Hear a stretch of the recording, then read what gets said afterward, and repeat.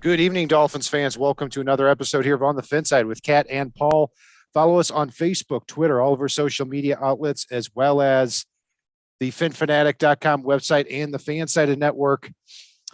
I'm Brian Cat NFL. Paul is fanatic underscore pick. So quite an eventful day. Day one of the free agency tampering period. News is going to start getting crazy here. Already has been throughout the league. And it started out, Paul, with Emmanuel Ogbah, and Emmanuel Ogbah re-signs his contract 4 years, $65 million, and Mike Gesicki also signs his tender too. So both of those guys are going to be back in Miami last year. And when you take a look at these unrestricted free agents list on Pro Football Talk, Pro Football Focus, all ESPN, all these different websites, on some of them you see both Ogbah and Gesicki, even before the franchise tags were put out there, as top 25 free agents. The Dolphins retained both of them. Yeah, and they were the two biggest key free agents Miami had out there. I think it's a little surprising that the offensive line market for Miami has been quiet thus far, even though it's been very active around the league. I know a lot of teams got some last-minute signings out of the way to re-sign players before they could hit the market. There's a lot to like with what we came out of today with, though. Yeah, there's some I liked, some I didn't like toward the end, and we'll get to that. So just sticking with Gesicki and Ogbah, I was really 50-50 on Ogbah as far as bringing him back. I've always thought he's a very good player, great fit, somebody that you signed a couple of years ago. He's clearly outplayed his contract, and I like that he and Jalen Phillips can come off the edge in certain looks, and then you can also pin your ears back and get three defensive tackles on the line of scrimmage and blitz from the outside. I like being able to have both of those looks, and now the Dolphins are going to. But I always said about 3 years, $45 million. And if you take a look at this contract, if you take out the last year, where if you just take the next 3 years, it's basically a 3-year, $45 million contract, where the Dolphins are only paying Emmanuel Ogbah $7.6 million here this upcoming year. Yeah, I mean, you said 3 years, 45. I said 4 years and 60, and we were both right in the neighborhood. Especially, like you said, the cap number for this year is 7.6 million. That is phenomenal for a player of his caliber, and the fact that you can really get out of it after 2 years with, I mean, you're gonna have a $6.5 million cap hit, but if for some reason he falls off a cliff and is no longer the player that he was in 2024, you can save $12.5 million by releasing Ogbah or trading him. So there's a lot to like with this contract, and I like the fact that Gesicki's back on his free agent or his tender. Yeah, and it doesn't look like that's going to be disputed. I mean, he could still, but He signed it at this point, so we're good. is that 100%? Like he can't? Okay. You have to dispute it before you sign it. So Okay, he will got play it. as a tight end on the franchise tender. Got it. I knew that. Come on, Cat. All right. That's all right. It's been a long day. It sure has. And yeah, talking about offensive line, I mean, there's still a lot of really good names out there. I mean, but yeah, I mean, it is surprising that the Dolphins came away with 4 free agents in day one of the tampering period, and not one of them was an offensive lineman. So running back Chase Edmonds from the Cardinals, wide receiver Cedric Wilson from the Dallas Cowboys, quarterback Teddy Bridgewater from the Denver Broncos, and just over the last few hours, cornerback special teams ace Keon Crossan signs for 3 years, $10.5 million. And Keon Crossan was actually drafted in 2018 out of Coastal Carolina, I believe, by Bill Belichick and the Patriots, and he's bounced around the league. Was with the Texans for a couple of years. We'll get back to him in a minute, but staying on offensive line, Paul. Yeah, a lot of guys were signed today. Brandon Scherf goes to the Jaguars. Obviously, Orlando Brown and Cam Robinson get the tag.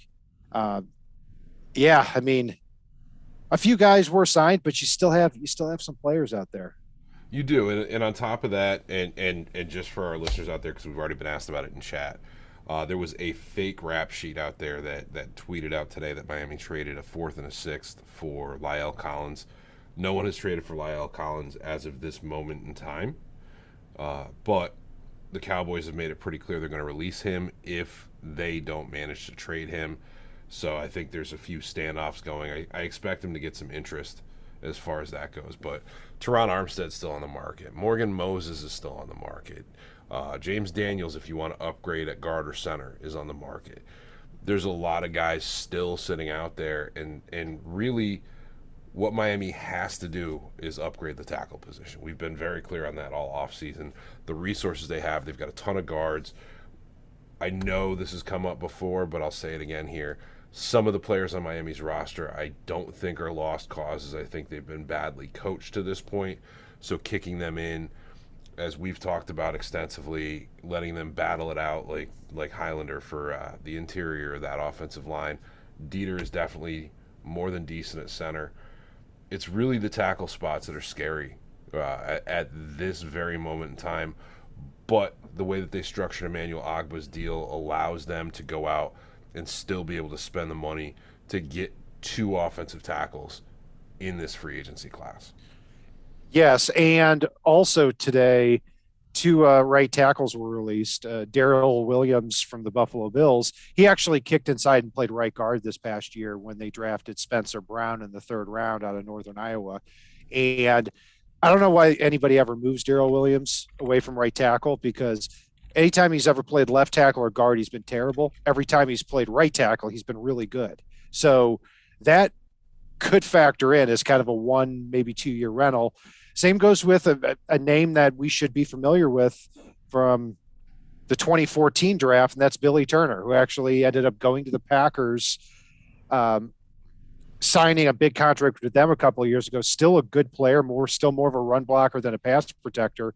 But, if you're looking to just hit those 2 offensive tackle spots, those are a few names that are also added to the list. And the Cowboys have until really March 22nd to release La'el Collins. I would imagine they would hang on to him unless they really need the money, or if because that's when they have to pay him the bonus, really. So they probably will hang on to him unless they need the money. I think they'll end up trading him, but right now, because everybody knows they're going to release him if they're not able to trade him, they're hoping somebody just gets happy feet and swings heavily. I think if somebody throws a 3rd round or higher at this point, I think they'll blink. But yeah. But I think everybody's holding back and basically going like, look, you're getting rid of him regardless. I'm not giving you better than a 4th or a 5th or whatever. I mean, the trade compensation from that fake tweet was not horrible today. Right, it wasn't. And I'll tell you, I agree with everything you said. I don't even think teams are offering more than a 7th right now, to be honest with you, because they, for the same reason you said, is, even if it's a 5th rounder, sometimes these 5th rounders, could turn into starters. I mean, not all the time, but you got, and once you do that, teams like stockpiling those 4th, 5th round picks more than we probably would. But I mean, when you look at right now, Paul, the way I look at it with the offensive line is, if you're telling me that you're going to nail both tackle spots, shove all the rest of the resources in the middle, meaning you've got Dieter at center, Robert Hunt stays at right guard, and then you've got Eichenberg and Austin Jackson battling at left guard. With the success that Mike McDaniel had in San Francisco, I'm probably taking that at this point. The one thing that I wouldn't do, and this is based on some injury stuff, and I don't want to beat the Teron Armstead thing. We've talked about it in our last episode. People can check that out from this weekend.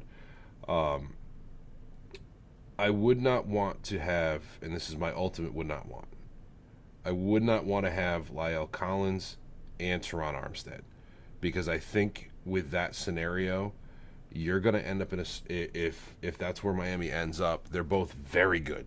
They are both very good, but I think we're going to end up in a scenario at that point where we may see 4+ games this season where we're right back with Eichenberg and Austin Jackson starting an offensive tackle, which terrifies me and doesn't justify the signings. You need to have at least one durable tackle, whether that's a Morgan Moses or one of the other guys that are available still on the market.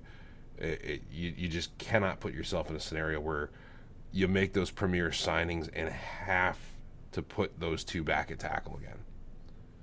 Yeah, and we're not going to agree on that because I would take Armstead and I would take Lael Collins and find another guard somewhere along the way, but put yourself in a spot where, hey, Eichenberg and Austin Jackson have played enough tackle to where they can kick back out there if need be. Yes, there is an injury concern. I'm willing to take that risk because I think it's so hard. I think it's so important to keep Tua protected here this year. So we'll see. And, we've had that conversation. We don't need to. And we're agreeing to protect Tua with different points, and they're both valid. So yeah, you bet. And that's what makes this this conversation fruitful. You bet. And yeah, I mean, again, I'm not panicking right now. I said from the beginning, you have got to get either Armstead or Eric Fisher. To me, those are one of the two guys you got to have. Joe Noteboom was re-signed by the Rams today. He was kind of more of the sleeper, unproven type guy, but I don't think he would have been worth that. I mean, so you've got Eric Fisher, you got Teron Armstead, you've also at right tackle, you've got Trent Brown and Morgan Moses. You still have Dwayne Brown, who's 37, but still has been a solid pass protecting left tackle as far as we can remember. And then at the guard spot, James Daniels, Connor Williams, that class is starting to dwindle. And then at center, you've got Bradley Bozeman, who's the best center now with so many guys off the board. Matt Paradas is somebody from the Panthers. I think that even at 32 fits the offense pretty well. So certainly not done here along the offensive line. But if we get to tomorrow and we see 4 or 5 more of these guys come off the board, that's when I'm going to start getting a little bit worried. Yeah, if the tackle position starts looking like where the center position is at right now, that's when I'm going to start going, ooh, this is not good. And the interesting thing, too, and this is a weird signing I'm going to talk about because it wasn't won by the Dolphins here. The signing of the Jaguars, or by the Jaguars, of Christian Kirk is going to eat so much salary cap space across the NFL because they gave him an exorbitant amount of money for his performance thus far in his career. And he's a guy that you remember I pounded the table for and have liked, even back to the draft when he came out. But he's almost going to reset the wide receiver market across the board from some of these guys that are available out there and what they're going to be asking for. Devontae Adams is going to get a ridiculous amount of money if he signs at all, because I think he's going to refuse to sign his franchise tender and fight like crazy. And rumor has it that he's going to be looking for somewhere around $25+ million a year. This wide receiver market is going to be insane, and the after effects of cap space for these teams out there may allow some of these guys to slide to the Dolphins. Yeah, possibly. And 4 years, 72 million for Christian Kirk. That could be up to 80. Oh, wait a minute. Hold on. You could go to that could be up to 84 million. This guy's never had 1,000-yard receiving season. It's crazy, but it also shows too that if you're, he was the first pick of the second round back in 2018. Good size, good speed, check marks a lot of boxes. Has gotten better every single year too. So but still, that's nuts, and I agree with you. Because you've got guys like DJ Chark out there who are Marcus Valdez-Scantling, who I think people are going to be shocked at what they end up getting over the next couple of days. Well, and I'm willing to bet the Jaguars could have had DJ Chark back for less and help justify the ridiculous spending spree that went on in Jacksonville today. I don't know if you saw it. They just signed Zay Jones a few hours ago. Yep, I did see that. So Zay Jones, Evan Ingram, Christian Kirk, Oli Fatukasi, baby. Fatukasi, yeah. Your UConn. Oh no, wait a minute. No, he's not. Is he from UConn? He's UConn and fully Fatukasi. Yeah, I knew that from the Jaguars. Brandon Scherf wasn't. The linebacker from the Falcons they signed. He's from Yale. So Olafon, he's from Yale. So yeah, they spent a lot of money today, no doubt. And so let's finally get to the Dolphins free agent signings here today. So they signed 4 players, and the first one, Chase Edmonds, I mean, they did not waste any time. They were clearly eyeing this guy for a while. I mean, it was like 15 minutes into the tampering period. He reached an agreement with the Dolphins. I believe he was the first one. Yeah, 2 years, 12 million. I was a little surprised, at the speed that he got, that they agreed to terms with him on. 6 million, I wouldn't have guessed, but I guess it makes sense. He's 25 years old, coming off his best season, 12 games. He had over 900 total yards. Two stats that I want to throw out with him are two metrics. He is, of all the running backs who had over 100 carries last year, he was sixth in yards per carry at about 5.1. And Pro Football Focus in the passing game ranked him as a top 10 player grading out. So can catch the ball, obviously has a lot of speed. And, for a offensive coordinator like Mike McDaniel that has produced so much at the running back spot with so little, to go out and spend $6 million a year, obviously he thinks a whole heck of a lot about this guy. So I like Chase Edmonds a lot. I don't think he's the be-all, end-all answer at the position. I think he makes up for some speed stuff with smarts, because he ran a 4.51, I think, was one of his best 40 times out there. Yeah, which is okay. I mean, that's not great. It's okay though. But I mean, he makes up for some of it with his smarts. But one of the things I saw with him is he's decisive. He does see good lanes. He's not a big yard after carry or yard after contact guy, and he's not a big yard after catch guy in a lot of scenarios. And that's where I do think they still need to supplement in the draft at this point. They still need to try to bring back Duke Johnson. I think Chase could definitely be a factor for them, and I think he could do a lot of things in this offense, especially with his smarts. But I don't think he's going to be that breakaway threat that a lot of us would like to see. Yeah, Duke Johnson, free agent, and I'm surprised the Dolphins have not brought him back. I know they had the coaching switch, but if you have Duke Johnson and Chase Edmonds at running back, I'm not saying that's phenomenal, but I think you've got two very capable running backs. At which point you get into the draft. Yes, they're probably going to add somebody else along the way in the draft, more likely in the mid to late rounds,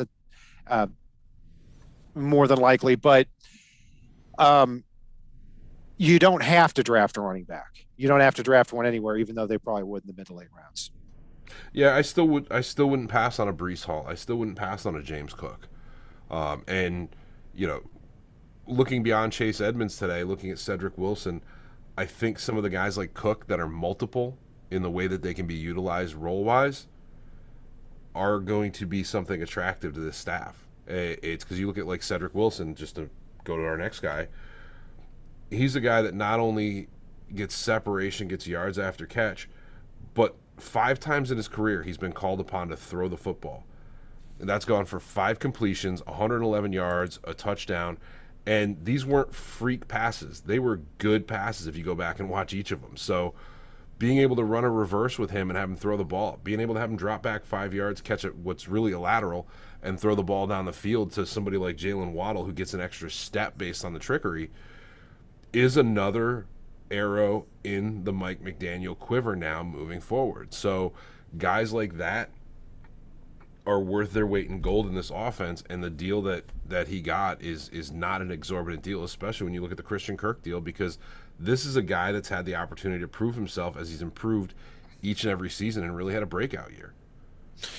I agree, and I loved everything about this signing because I was surprised he didn't get more. I mean, 3 years, 22.5 million, 12 million, 12.5 million guaranteed. That's nothing. And I'm not saying this guy's been a world beater, but this was somebody incredibly talented at Boise State. I mean, his final year at Boise State, he had over 1,500 yards. The year before that, he had over 1,100 yards. He got drafted in the 6th round. I thought he was going to go higher that year, but he ends up going to the 6th round to Dallas. He's, buried on their depth chart. He probably would have been a much more productive receiver and put up more numbers had they not drafted CeeDee Lamb and traded for Amari Cooper and drafted Michael Gallup. And when he got his chance this past year, he finally he shined. And I think the arrow was very clearly pointing up with him, and I'm surprised he didn't get more than that in the open market. So he can play in the slot even at his size. He's got a little more shiftiness for a big receiver. He's a little bit better after the catch. He brings the versatility as far as, if you're going to call on him every couple of games to take an end around and throw a pass. I mean, yeah, I like everything about this. The question now becomes, does he actually replace Devontae Parker on this team? No, I don't Okay. think he does. I think Miami's receiving. I think he replaces Albert Wilson. I think Allen Hurns is even more of a goner at this point. Maybe he pushes Isaiah Ford off the roster. But I think there's roles for both of them. Devontae Parker, when he's healthy, has dominant games. And I think Mike McDaniel has a way to utilize him there where maybe you're not reliant on him being there. But again, it's Devontae Parker at his price point is a steal right now. A steal. Yeah, I completely agree. And I hope Parker stays, because if they trade him, look, somebody who hasn't been able to stay on the field is going to be 29, I believe 29 this year. I think he's 28 right now. He's going to be 29 this year, going into his eighth NFL season. Yeah, I mean, the arrow's not pointing up as much as it was before for Parker. So, yeah, I hope they do keep him. I wonder if there's some overlap with Cedric Wilson and Devontae Parker because of their size, especially along with Mike Gesicki. But we'll see, and I hope they keep all of them. What I'll add to that as well is if he takes some snaps away from Devontae Parker, do you remember a few years ago when Devontae Parker was on the cusp of basically being cast off and started getting benched for games and suddenly got that chip on his shoulder and started coming in and taking games over? I think Cedric Wilson can be that push for him, as well as I think the way that Miami's going to utilize Mike Gesicki this year. So I think Devontae Parker's going to get pushed. And I'm sorry, you're not going to find a receiver in that $6 to $8 million range per year that's going to do what Mike Gesicki does. Yeah, I think when you look at the value of the receiver, sorry, Devontae Parker. Right, I know what you meant. I think when you look at the value, just dollars and cents of this receiving core, Mike Gesicki, $10.8 million is going to play for this year. Devontae Parker. What's his cap numbers? What, eight in the 8-9 million range? Somewhere between 8 and 10. Jalen Waddle playing on a rookie contract. Cedric Wilson, now you see the contract he just signed. Those are four weapons there in the passing game, and you're not paying any of them $17 or $18 million like a Christian Kirk is going to get this year. So, yeah, I mean, I think that's something to get excited about. Devontae Parker's making less than half of what Christian Kirk is this season.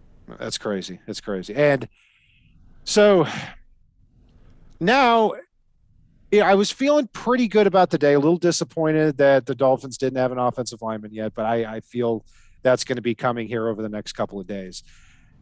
Then right after Cedric Wilson, I'm really feeling good about Agba and Gesicki, Chase Edmonds, Cedric Wilson. Then they signed Teddy Bridgewater. Now, I know a lot of people like this signing. I'll tell you first, I did not. And what he signed $6.5 million, which at face value is not a bad contract. Okay. I mean, this is someone who just over the last few years, you look at the Vikings, the Broncos, the Panthers, all agreed that this guy was able to be put in at starting quarterback and to plan for that. Now, I don't know if that was a good decision, but I do not like the idea of ending the day signing Teddy Bridgewater and Keon Crossan, a quarterback special teamer from the Giants, when the Dolphins have such needs on the offensive line and middle linebacker and good players out there in free agency. You're going to spend $10 million this year on two players who are not going to play on offense or on defense unless they are forced to have to play. And I don't like that when the Dolphins have such gaping holes on their offensive line right now. The Keon Crossan signing, I'll agree with you on. The Teddy Bridgewater signing, I won't. And here's my thing. Especially given the fact that Tua's gotten hurt before, you need somebody that can come in and start a few games for you. Teddy Bridgewater can do that. He's not good enough to push Tua out of the lineup, but he's good enough to step in and potentially win, and go on that run like we talked about with Fitzpatrick a few years ago, like we talked about maybe Jacoby Brissett could do. They improved the backup quarterback spot for $6.5 million with a guy that can come in and win some games for you. I think he had 67% completion or 67% completion percentage last year, threw for 3,000 yards. His touchdown to interception ratio was good, and I think he can step into an offense running the same style as Tua, and I think it also gets us away from that stupid 3rd and 1, 4th and 1, bring Jacoby Brissett in and do something stupid like we did last year. And I know I said stupid a lot there, but that Jacoby Brissett short yardage offense was an idiot call last season, and I'll stand by that until I die. Yeah, I heard everything except that he's a good quarterback, and you're paying him $6.5 million. I mean that completion percentage, the touchdown to interception percentage, I do think he's a good quarterback, and I think he can run the offense if called upon. And you have to have somebody that can step into the role as a backup quarterback to potentially save your season if that's the case, especially if either A, we may not sign an offensive tackle, or B, we may sign 2 injury-prone offensive tackles, which either one of those is a recipe for getting your quarterback killed. So we're talking about high completion percentage, few turnovers, efficient play, somebody who can step in if need be and win some games for you. Mm-hmm. Who does that sound like? I feel like we just had somebody like that on our roster. Not Jacoby Brissett. Was it Jacoby Brissett? Yeah, I think we were talking about that 1 year ago today. And turns out the best option behind Tua then. This is the best option behind Tua right now. I like Brissett. Excuse me. I like Bridgewater more than Brissett. I do, because I think Bridgewater is a very, very low-end starter, where Brissett was not that. I thought he was an average backup.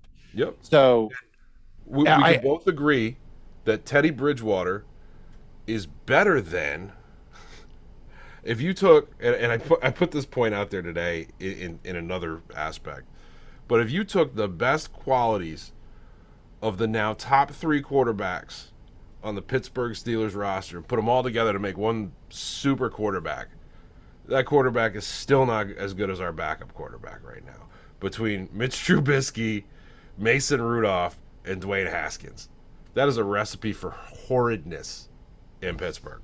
I take Trubisky over Bridgewater, but no, that's not a worthwhile argument. No, it's not. Look, I would, and hey, but here's the thing about, well, Keon Crossan too, as far as special teams, we have to remember too, Clayton Fedulum, we hope, is going to get the axe sometime soon. So that's a core special teamer there. And then at receiver, Mac Hollins is not under contract. Doesn't look like he's going to be back. So yeah, they need somebody that can really come in. So if Keon Crossan can come in and they feel that he has a lot more potential on defense, kind of as a 6th or 7th defensive back than he has shown, and he's a great special teamer, yeah, maybe he justifies that contract, and they're thinking, okay, we can cut Fedulum, we don't have to re-sign Justin Coleman or somebody similar to him, we don't bring back Mac Hollins, and Keon Crossan could fill a lot of those different roles. That would make a little bit more sense to me, but still, I don't like the ending the day spending $10 million on those 2 players. But well, and here's the scenario as well with that. That brings us down to roughly, you said Keon Crossan's $4 million a year? 3.5, yeah. 3.5. I haven't looked at the contract, how it's structured, but it's 3 years, $10.5 million. At a guesstimate, that brings us down to $37 million. You need about $10 million to sign your draft class, which brings you down to $27 million. You can clear up to $20 million in cap space by cutting something like 7 players. But again, you also have to take that $20 million not to go down a rabbit hole, and probably if you're doing that to sign 1 player, you're probably going to have to sign another 6 that are going to make anywhere from $800,000 to $1.2 million. So you can clear about $14 million by clearing those 7 at that point. So sure, it's you're still talking about $40 million in spendable money depending on what you do here.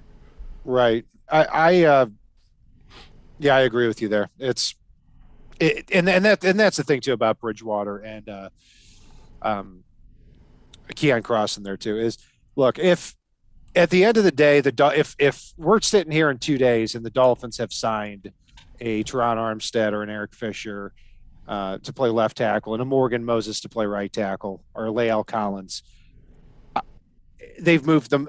They've made it. They've made that work. You're not going to hear a word from me about Bridgewater Crossing because they to me at that point they did what they have to do.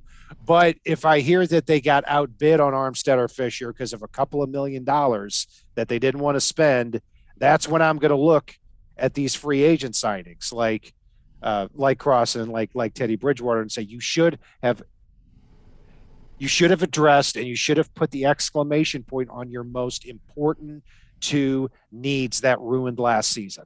So we'll see what happens there. And I fully expect the Dolphins to do that. If I can't see them going into the season or even into the draft with the offensive tackle position, the state that it's in.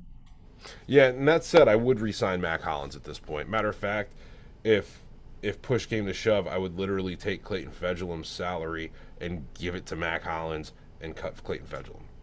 And Makes yeah. in all honesty, I think Mac Hollins is a better special teamer. I think he can impact the game at times on offense, as we've seen. And to be honest with you, I wouldn't be shocked if he could play safety as well or better than Fejelim. Like, there is no comparison for me between the two. Yeah. So, Paul, looking at the rest of this free agent class here too. I mean, with what's left out there, and there's a lot out there. Any one position kind of stick out to you as outside of offensive line is really having a lot of value that we think we could get like a week into this here, and the Dolphins could really get somebody of value. I mean, I think there are some deep cuts on the wide receiver position. I think there's some deep cuts on the cornerback position. That said, I was very disappointed when what do you call it? Devondre Campbell re-signed with the Packers, especially at 5 years, $50 million, $10 million a season. The impact I think he can have on a game, and I think he could have had in Miami. I would have done that, every day of the week. I do think that there needs to be something at the linebacker position, even if it's for depth at this point. And I still think we need to draft somebody at the linebacker position as well. Yeah, I agree. And linebacker, yeah, that's where I see a lot of value because the Dolphins are looking again. If we keep bringing it back to as a comparison, somebody who's better than a Landon Roberts or would be an upgrade over a Landon Roberts. Mm-hmm. And I see 10 to 12 guys that would fit that bill. I mean, now Leighton Vander Esch, because with the neck injury, I've taken a step back on him a little. I mean, that's tough to mess with. But I mean, Dante Hightower is still out there. I mean, Mm-hmm. AJ Johnson, who I'm a big fan of for the Broncos. I was just going to bring him up. So I mean, I'm with you. Rashawn Evans. I mean, Lawan Bentley from the Patriots, who's really slow but is a thumper. Anthony You know, Barr. Anthony Barr. I'm not a huge fan of his because he's 30, his athleticism's gone down. But yeah, Well, you've got a he could lot. come in and fill a role, and you could easily draft somebody that if they're not ready on day one, could easily replace him during the year, and no one's going to freak out. Yeah, for me, I'm staying away from Barr. I've watched the Vikings defense a lot the last couple of years, and he is so out of position, and I think he just doesn't have the athleticism to make up for it. But he is a name out there, so we'll see what he gets there. A couple of other random guys, Ray McLeod from the Steelers probably won't cost a whole heck of a lot. One of the best returners last year.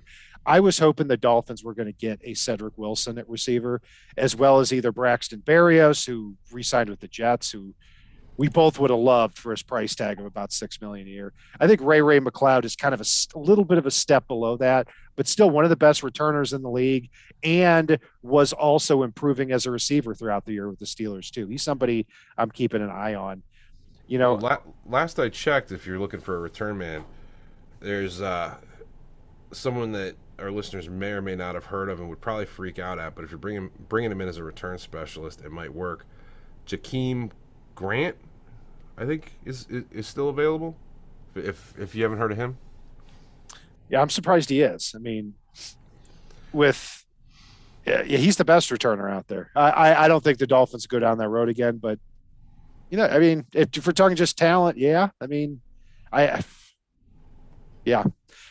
But if not, best of luck to Jakeem wherever he goes. I'm always rooting for him.